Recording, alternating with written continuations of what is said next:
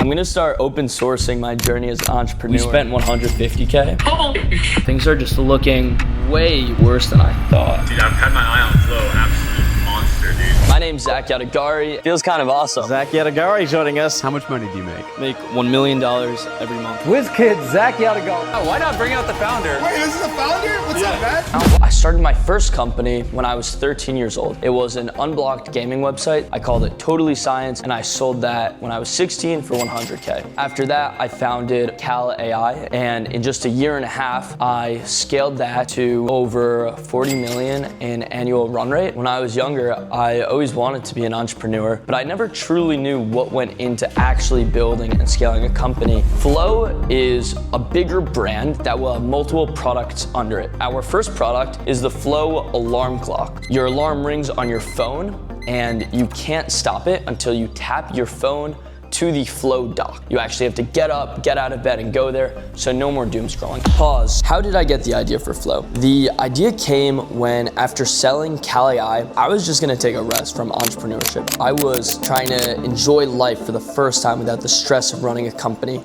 but I got bored extremely fast. I'm just not wired that way where I could take breaks for long periods of time. So very quickly, I wanted to work on a new project. I wasn't sure exactly what I wanted to work on, but I knew I wanted it to be something, some kind of physical product, probably because of movies like Iron Man wanted to build physical devices, but I didn't know exactly what. And so combining the two ideas, like, all right, big TAM and something physical, I started just looking at a ton of different companies and a ton of different niches. The things with the biggest TAMs are really the things that everyone uses on a day-to-day basis. And some of the biggest companies are just companies that are innovating on some of the technologies people use every day. So for example, everyone drives a car. Elon Musk built electric cars, self-driving cars with Tesla. Something I realized was that the actual manufacturing time it takes to build a lot of these products is very long. And I'm used to software. I have a lot of ADHD. I want things done instantly. Eventually, I came to the idea of, okay, something with sleep and a device similar to Brick. Brick is great for like blocking your phone for screen time, but it doesn't have anything about like alarm functionality. And I was basically thinking, all right, the Brick device, it's very simple. What are other use cases than just screen time? And eventually I realized, it could actually be used as something that helps with your alarm. How did the team come together? Because the team, thought about, all right, who do I actually need to execute this vision and make it happen? One, I needed someone to be the face of the brand, someone who was going to be running around, someone that's extremely charismatic. I wanted to model him or her off of the guy that runs Carpe's ads. Carpe, they were this brand I saw at the time where they were just pumping out content and it was super cool. This random guy came up to me on the street and all of a sudden was bombarding me with questions. And at the time I was like, yo, chill. Like, I was just trying to get away from him. He got my Instagram, I got his, and I started looking through his content and I was like, yo, this guy's actually really cool. We ended up getting lunch and I pitched him the idea. I just knew he would be perfect. He's like down for the craziest stuff, super high energy, and that was Gabe. Then I knew that we needed someone to build the website and the app. He just really stuck out as someone that was a fucking grinder. Like, he spends all day working, super quick. He was also just killer at product design. But one guy in particular, Nick, the last piece of the puzzle, we needed someone on the team who could run our meta ads. I already knew this guy for a while and brought him on. He's running our media buying, and that's a super important piece of the puzzle because so many agencies, so many media buyers, they just you understanding like the core fundamentals, turning off all the extra shit that Meta tries to turn on for you, and just keeping it simple, stupid. He's just a killer with like getting all of our campaigns set up. This person prefers to stay private for the time being. We started late February, so the first step was getting the Flow docks manufactured. We were like calling up a bunch of different manufacturers on Alibaba, and we eventually found one that seemed good for it. They were gonna take 3 months to be made because it was Chinese New Year right around the corner. It was super annoying and it was just super frustrating. We decided we're gonna fucking rip it anyway. We put a pre-sale, but we did it in a very unique way. Made it feel like there was a lot of scarcity, but we made it clear like your order is not gonna ship for a while, but get it now, otherwise you're going to miss out. A month and a half in since actually launching, the last 30 days have been slightly under break even this entire time. However, our CAC has also went up pretty quickly. One thing that we've been trying to do for a while, but we couldn't, is a subscription. Because we've been in pre-sale, our first customers haven't even gotten their docs yet. When we started the company, I injected 200K in the bank account. We spent 150K. We have 10K left in the bank. Holy shit. I just spent 7.5 of that to pay off the ad bill. I just injected another 100K. But I want to ensure that we achieve profitability off of this next 100K. We are about to roll out this test with subscriptions with Nick today, so we'll also get that data, and that ideally will allow us to quickly rebound and scale even past where we are today. We should all be operating under the assumption that like this is all we have. We have 105K in the bank right now. We need to achieve profitability off of this 105K. Feels pretty shitty that we have to scale down our ads and lose a little bit of momentum, but sometimes you have to take one step back in order to take 2 steps forward. It's Sunday now, and Nick has really been cooking on the subscriptions. Rolled out some tests where we had the subscription live inside the website. Under the buy now button, it would basically show an opt-in where you could check it to get Flow Premium. The only thing is, we had 50% of people opting in to start their subscription. That's like crazy high. I feel like it might be too deceptive by being under the button since it's under the fold of the website. And we're gonna try it again, but put the checkbox above the buy now button. Another change is when we released it, we did 20 a month. I wanna actually start at 10 a month, and then we're gonna A/B test from there. So I had a meeting with Nick earlier today, and I think he just finished the subscription portal so that the user can change their card or unsubscribe if they want to. But there are also some problems within the actual app. And if they download the app and have the subscription, it's actually very confusing how to activate it right now. So I'm actually going to get my hands dirty right now. There are a bunch of changes to the app that we want to make on the UI side and haven't coded it in a while. So I popped out Codex and I'm gonna get cracking. Codex working. We got Xcode loading up the preview in the background. We got the Figma designs that I'm working on, and beautiful Miami City in the background.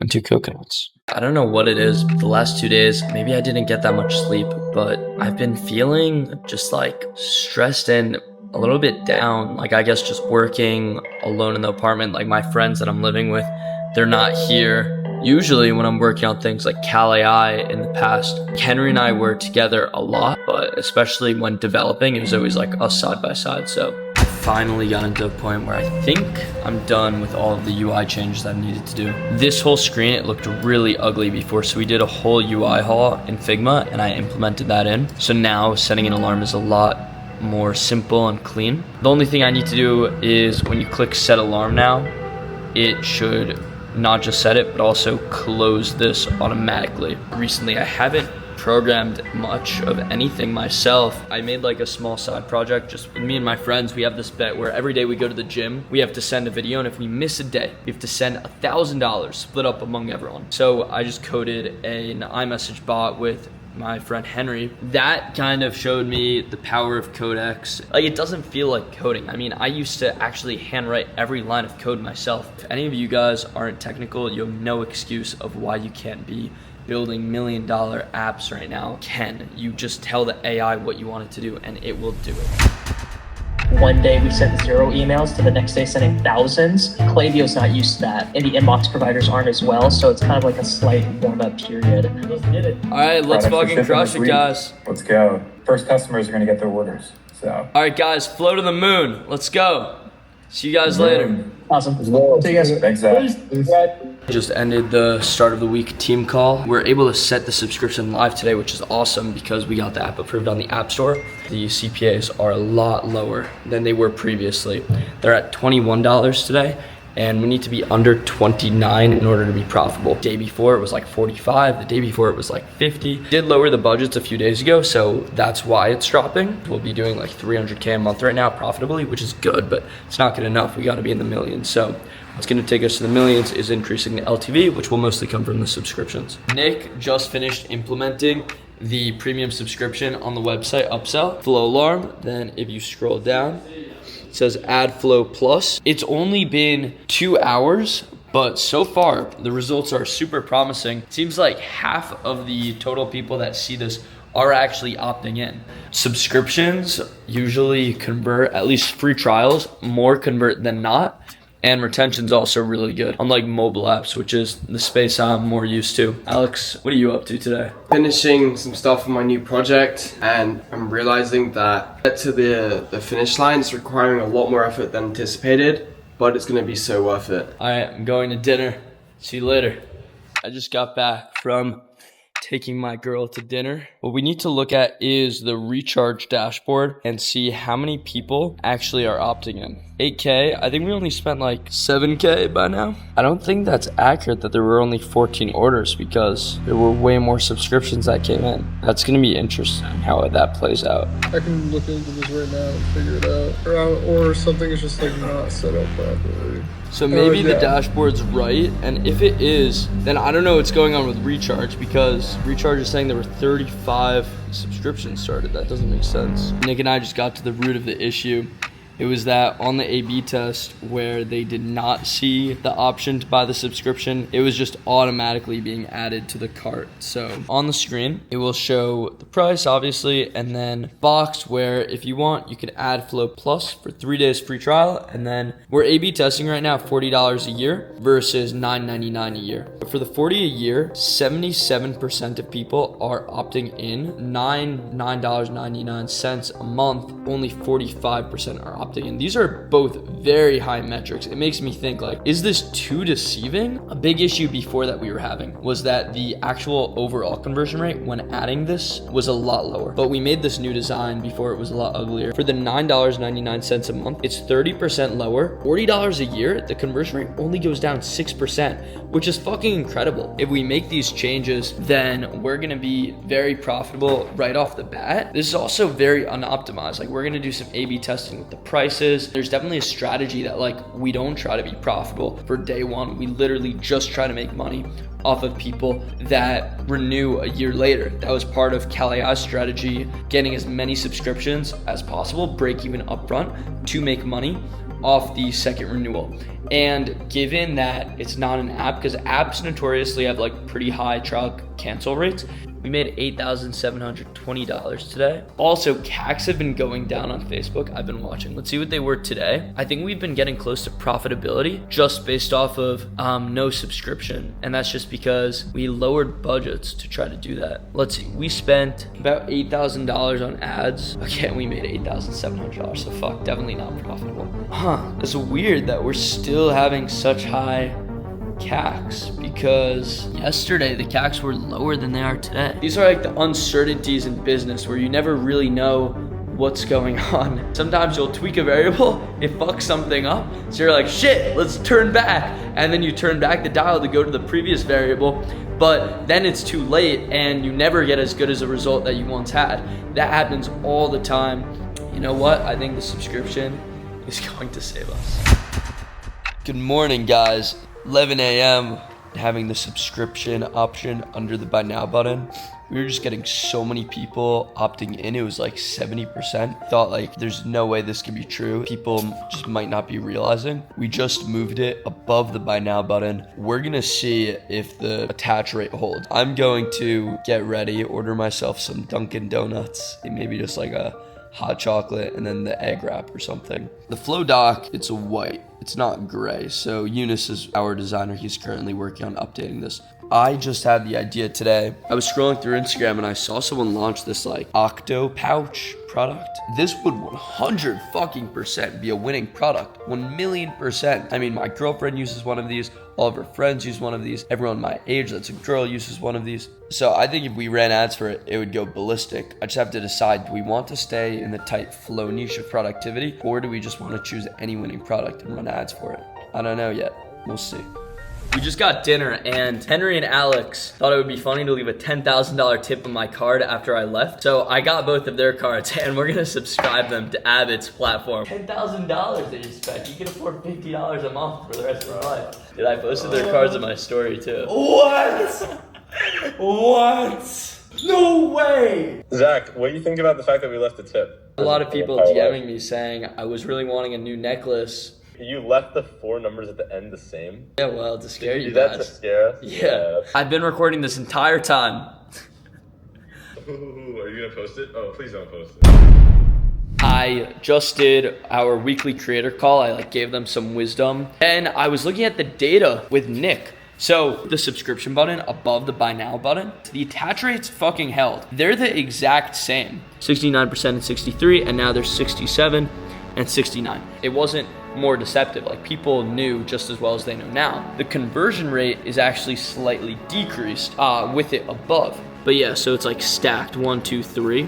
So I think this could be why the conversion rate's down a little bit versus when we put it under the buy now button, because they have to pay for the $40 doc, which verifies that they actually have money on their card. For apps in the past and other things, you just give a free trial, not charging them anything, then so many cards will decline. So almost all of the trials are actually converting, which is amazing. We're gonna make almost an extra $20 per user, which is an extra $20 we could spend on CAC. And let me actually just show you guys. Our average order value is something like $44. We spend about $15 per order filling them. That leaves us with $29, which if we didn't have marketing costs, that would be our profit. But we have marketing costs. We could spend up to $29 to acquire a customer. Any more than that and it would be unprofitable. With the subscription on top, $40 a year, let's be conservative. So at least 50% of those are actually going to keep their subscription checked. So that brings us to $20. Out of the people that start a trial, at least 60% are going to convert, which again, it's looking like it's going to be a lot higher. 60% of 20, $12. And so this $12 gets directly added to the $29 number, which takes us to $41. Now, an average business person would be okay, we have $41, great. We've increased the amount that we could spend by about 50%. Now this gives us a lot of wiggle room to spend more, but let's still stay under the 41 and then we'll be profitable. A smart business person would recognize that this $41 is a recurring subscription. The smart business person would spend $41, would try to get as close to that number as possible without going past it. In a year from now, I will make money, I will make the profit from the renewals. And also, these are super conservative numbers. Tomorrow morning, we're going to set a 4-way split test live. So we're gonna test $40 a year, $50 a year, $10 a month, and then we're gonna try a weekly. We're gonna try $4.99 a week, which is common pricing in apps, but I don't see it much in e-com. Maybe a month, maybe 2 months to really know, at least to know what the monthly renewal rates are gonna be. I am so fucking amped because this data is looking so promising right now. What's up, you legends? Good morning. We are now setting, everyone will see a subscription now. 25% will see $40 a year, 25% will see $100 a year, 25% will see $5 a week, and 25% will see $10 a month. I decided that I'm just gonna build out a customer support dashboard for us. Maybe it will have an alert system where if on a specific day there's all of a sudden an influx of customer support notifications on a specific thing. It is currently 2:32 p.m. so let's see what time it finishes. It's now 7:08 and I've just been working. I had some calls in between and some distractions, but essentially what's gonna happen is the emails come in, they go in the queue, and then the AI will use the guidelines. The guidelines will kind of be a lot of documents you could give to give it context on how to handle these support queries, and then it will respond, put it in the responded, and if it's something that requires a human, it will go to the escalated folder. All right, what's going on? All the information is very clear. Confirm OTP. Sky text your code. Sky text me. I book. Yo, what do you think about the color black? Color black? Yeah, we're keeping that in, by the way. Leave it in the comments who you think. Someone in this room has never done a before. It's 9:40, guys. I'm still grinding. Everything is erroring out right now, so it's just analyzing one by one, then putting the error state on. Yeah, I am fixing this. Alex is back, and it's 11:30. We switched places on the couch. We are cooking. I'm almost done. I'm wiring it up so it could actually cancel and refund orders for the user. Okay, it's 1:15 a.m. I just got off a call with Nick. He's going to make it more production ready because I just did a lot of things locally. But yeah, I'm so tired. It's 1 a.m. I have to go to bed. I don't know if I trust the intelligence tracking, if that makes sense. It's kind of what we already discussed. I don't know if it cookies people the right way. We could also, when it comes to positioning of We could potentially still run it in the way we are, but make it very clear in the funnel on Shopify, on our product pages, like you get everything you need to like use the core features of the alarm, and then there's this other section. Just unchecking it would accomplish that. Unchecking the subscription by default. When I'm in this funnel, it's just like this new thing you gotta consider and think about, and that's my take on it. That tells me like Brick's going for 60. If they can run it $60, I mean, they have a new customer offer, right? I think we could run at 50. Well, I just think that there's something more to be done here, something more to be tested. All of us call like 10, 20 people and ask them like, why did you make a purchase? Like, what were you interested in? This person is not available. Hi, my name is Zach Yadagari. Hi, this is Joe. Hey, Hello. how are you? Is this Sierra? Yeah, who's this? Hey, it's Zach Yadagari. I'm one of the co-founders of Flow Alarm. I saw that you just went on our website and you were thinking about purchasing. I'm actually calling because we launched the store recently, and what were your thoughts looking at it, and why did you ultimately decide not to purchase? One of my biggest things right now that I'm dealing with is just getting out of bed. Yeah, I do scroll a little bit, but just right now I'm kind of still looking at all of my options. Did you by any chance see that there's an option for a subscription? Is that like, if you were to purchase, is that something you think you would move forward with, or you wouldn't? Potentially. Yeah, I was just kind of scrolling around looking at different things. Was it clear that you could use it without having the subscription? No, but I also didn't look that closely into it. Thank you so much, Sarah. You've been super helpful. Yeah, of course. Good luck, guys. All right, thank you. Bye-bye. It's 10:30 p.m. I was just with Alex hanging out, and only some of our ads are from the affiliate creators, and most of our affiliate creators are on the 10% plan, not 15%. Am I seeing a profitable day? Hopefully the CAC keeps going down tomorrow.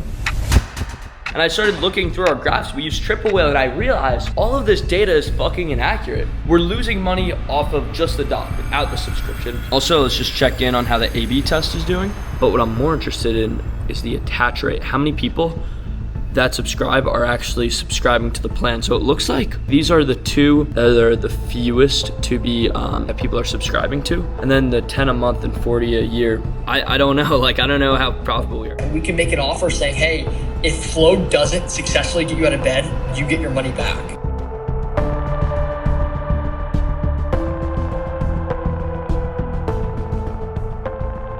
I guess I honestly, I didn't know it was this bad. So I'm like really stressed right now. I've been looking through the Facebook ads manager, and for whatever reason, our CACs just spiked today. I mean, I have to think it was because we added the subscription to every product, and maybe it's gonna come down or something, but right now things are just looking way worse than I thought. I mean, I thought we were golden with these subscriptions.